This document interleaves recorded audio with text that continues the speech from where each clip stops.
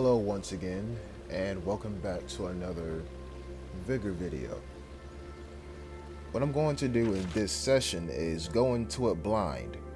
What that means is, I'm going to take the next map that comes up in this slot right here. No matter what it is, I'm going to choose, in my opinion, the most appropriate weapon and head out into the encounter. So first, I'm going to do a little bit of housekeeping things.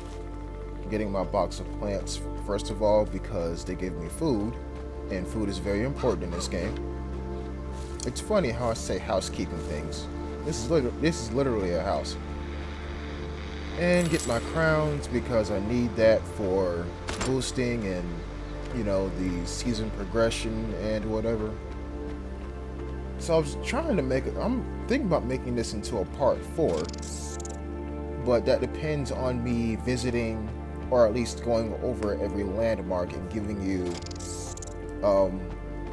some tutorials on the different game mechanics and the stations in the game, the actual game, like the encounter. But looks like I'm done with my housekeeping stuff. I actually need to go downstairs and look at some of my improvements real quick. See if there's anything I can improve in my house. Doesn't look like it, but what I'm trying to get next is this generator, so that way I can make 4 things at one time instead of 5 things at one time instead of 4. That's going to help me out a lot. But yeah, so I'm trying to make this into a part 4 of my tutorial. We'll see how this goes. But I believe it's been like a minute and 30 seconds, so let's go see what new map is on here. Oh. Yeah, probably the best map in the game. Cool. Well, that being said, let's go ahead and equip my favorite weapon in the game, which is my HBAR-T, and of course give it 2 clips of ammunition. That way if we run across anybody, we'll be sure to have enough ammo to carry into the battle with. And you know me, I like my 2 healing items. 1 to heal up half of my damage, or half of my life bar, not my damage. And 2, the antibiotics will recover my health fully. And I'm gonna warm up a little bit. Actually, no, I'm not. I'm gonna show y'all something. So check this out, right?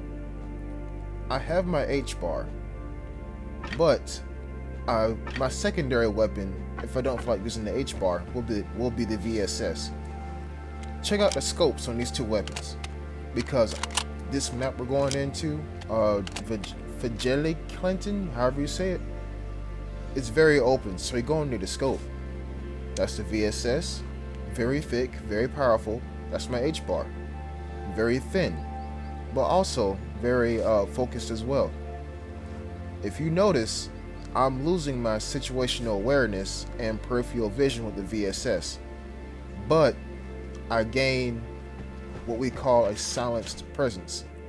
In other words, they won't know I'm hitting them until it's too late. So with the map I'm going into, I'd rather take the unsuppressed, less distracted zone of visualization. What I'm trying to say is, I'd rather have the scope where I can see outside of it, rather than a thick scope where I can't see outside of it. So that's why I'm taking the H-bar.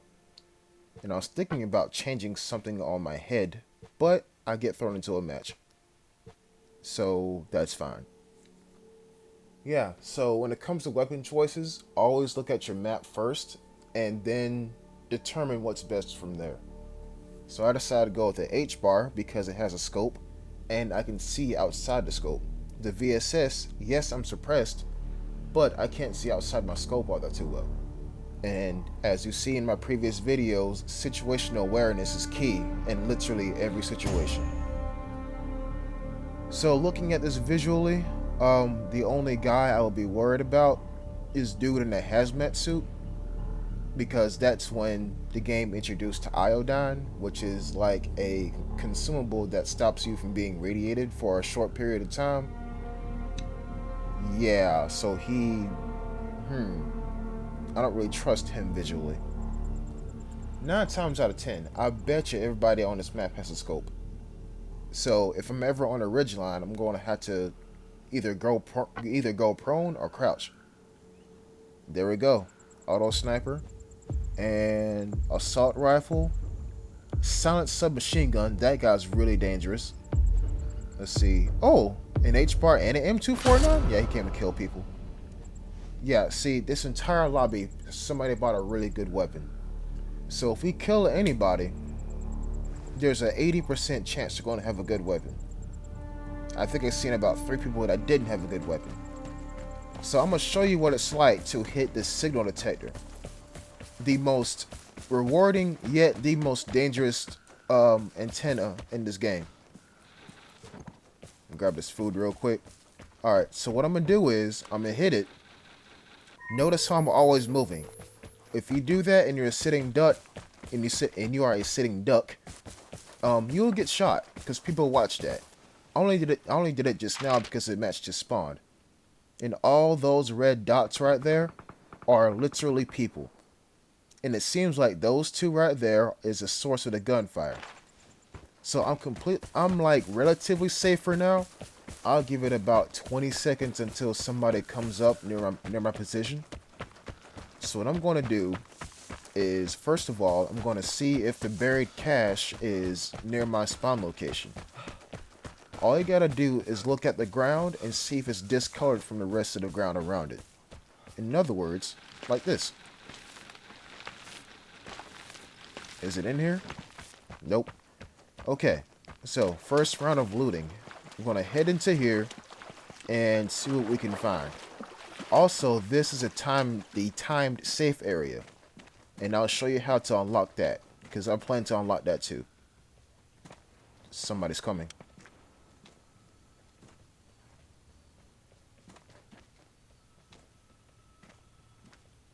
Sounds like 2 people.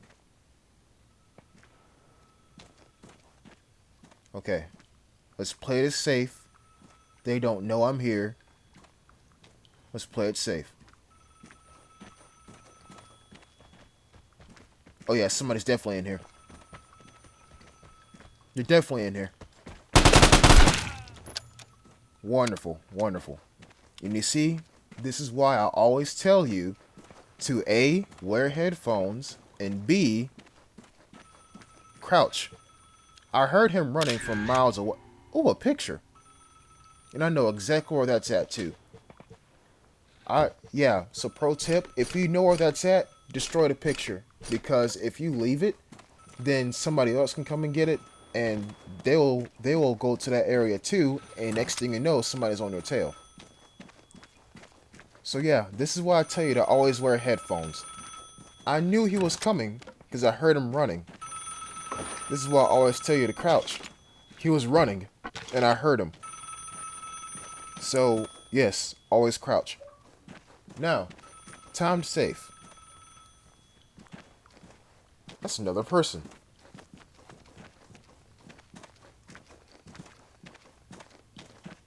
Okay, now I'm kind of scared because I don't know which way he's coming. Go ahead and get my secondary weapon because I'm going to need it.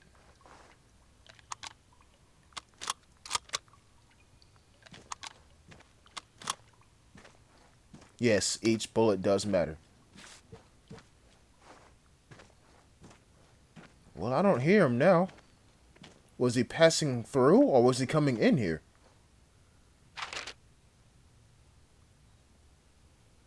Alright, so a little bit of an overview of this map. We got a sealed off section, which is good for resources.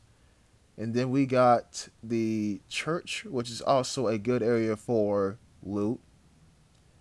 And we got the disruptive tower, which basically removes all symbols on the player's map. We got the crashed helicopter, which is good for weapons. And it pretty much gives you another Overwatch position over the entire map. Not really the entire map, but like half of it. The abandoned retreat, good for resources. The lake over there, good for resources. Crazy Driver, good for resources.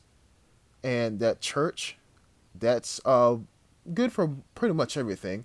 The Lonely Man's Resting Place, good for weapons. The Vista, definitely good for weapons. The Flooded Caverns, mostly good for resources. And the Goat Shepherd, which is that house, very much a hot spot. The geologist's camp, good for weapons. And that area up there in the snow, that's mostly good for maybe about like two things of nails. So that's pretty much like a quick 30-second overview of this map.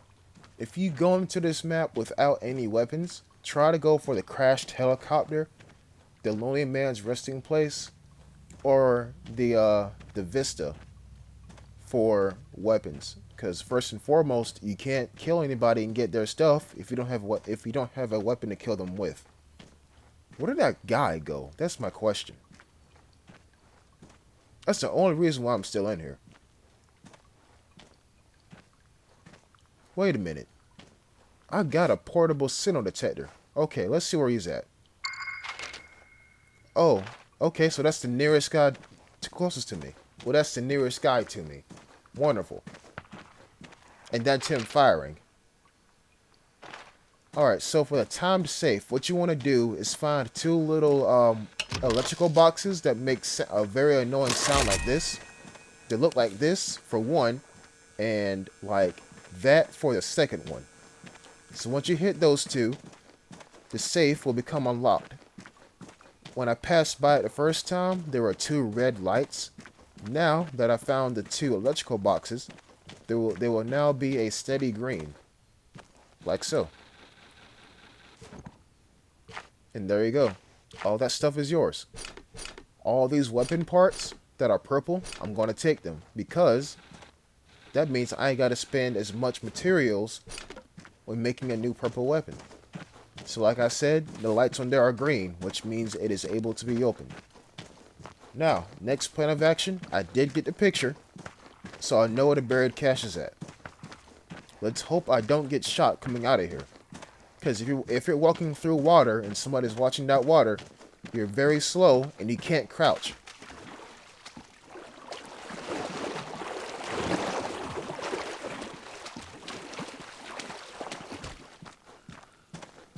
Also, water makes a lot of noise too, in case you didn't notice.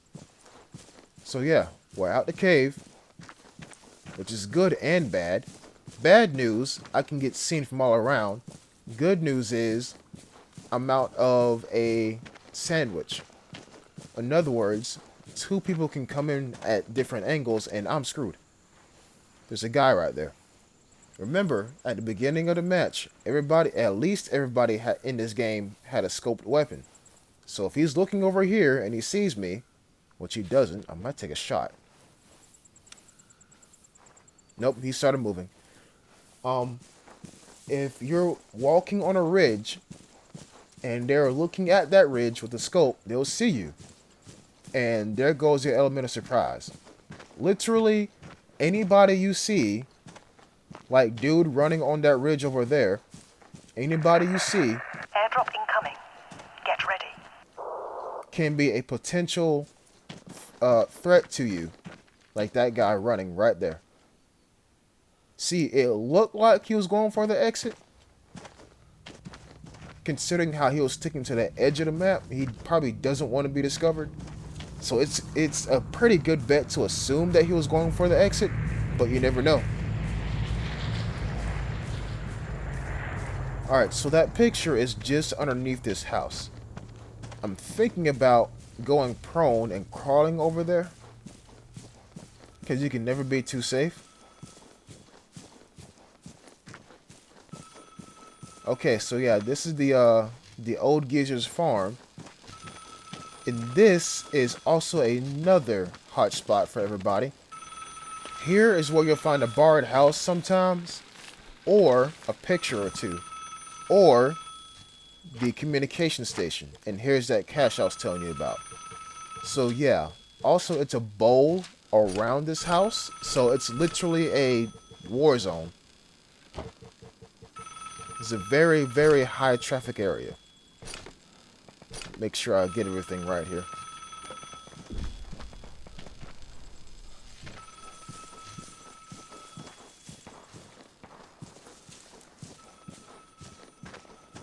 Alright, so if that being done, I'm pretty much loaded to the max. Although I'm going to just keep getting stuff as I go along, because why not?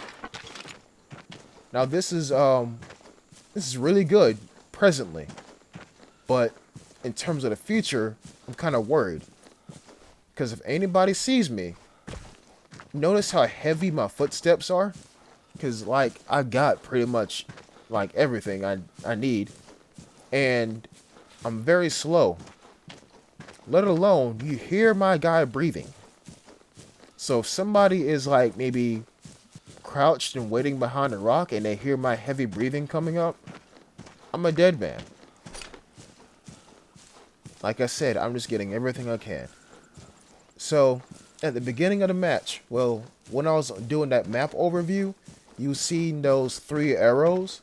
That's where the radiation is coming from. It will start from over there and then cover the map. What I always do is I head towards those arrows. Because, like I said in one of my previous videos, you're a madman if you enter radiation to go into an exit.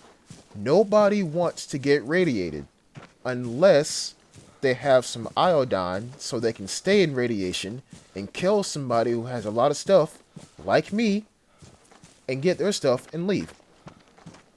So right now I'm praying that there's nobody near those exits and I get ambushed and get destroyed. Also, the general flow of players on any given map will be towards that giant green circle. That giant green circle is where the airdrop is going to land. Somewhere in that circle. So, just as a recap, at the beginning of the match, players will head towards the green circle. Also, players will head away from, well, players will head in the direction of the radiation. Opposite direction of the radiation. So, let's say the green circle is east, players will head east, but if the radiation is coming from the west, there's going to be a huge battle in the green circle for that airdrop. So my initial plan was to take the furthest exit on top and near the church. Actually to the north of the church. But I'm going to take a chance and go through here. A lot of water, a lot of open area, and a lot of bushes. This does not look good, but I'm going to do it anyway. Also remember this, if you see crows flying out from some random behind area, you are spotted.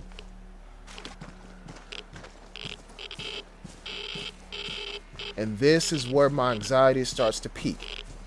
It's just the atmosphere, the music, and that Geiger counter going off. This game is still scary.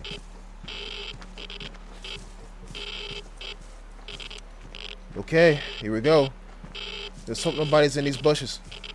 I hope nobody is in these bushes.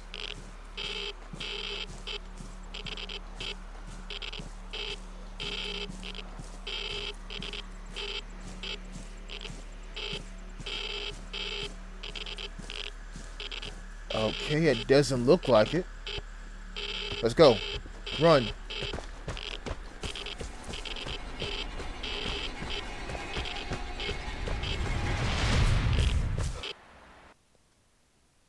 Oh, we made it. Ooh, we made it. Okay, time to breathe. Alright, I'm gonna do an after action review of that gunfight I had. Oh, I leveled up.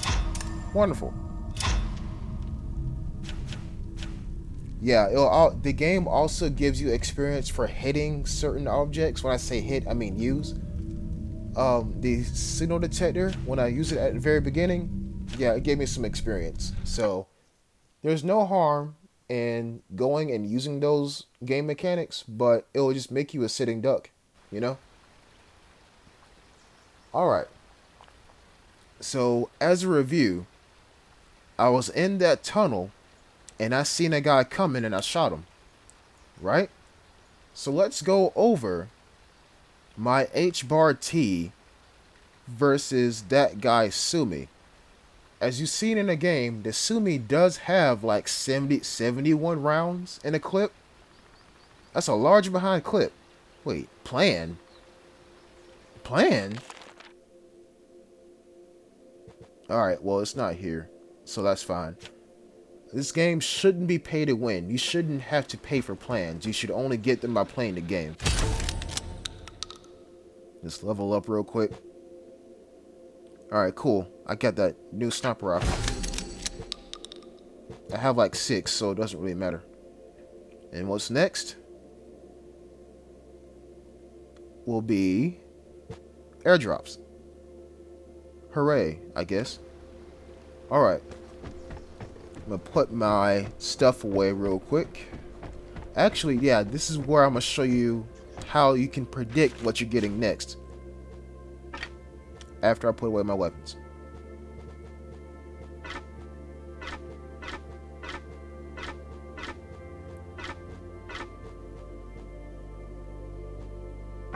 And I'm gonna put on a Sumi because we're going to head into the range so I can show you something. We'll compare these two weapons. Alright, so notice you get 3 drops per airdrop, right? So I'm pretty much guaranteed to get 10 shotguns, like 175 fuel, 25 fuel, and 500 rounds of some very tiny bullets. Okay? But if we go all the way down here to the white airdrop, notice there's a bunch more stuff. So let's say you want some guns. Well, that AK right there, there is a 1 out of 15 chance that you will get 3 AKs. There's also a 3 out of 15 chance that you'll get AKs and that machine pistol too. So you gotta hope that, you know, you roll the dice right and you get what you want. Because if you don't, you gotta go right back out into the field and get another airdrop. And I know I haven't gotten one yet on my channel, but I will show you one day. I just gotta wait until the stars align, you know? Alright, gun range. Pull out the Sumi, reload it. Reload again. Actually, I'm gonna do that in a little bit. Reload my HBAR. Okay, now reload the Sumi. Actually, no. Yeah, you see how fast that gun shoots, right? Let's 1, 2, 3, 4, 5. Okay, so 5 bullets to the torso would have killed me, right? So 5 bullets to the torso would have killed me. Pull out the HBAR, aim for a little bit.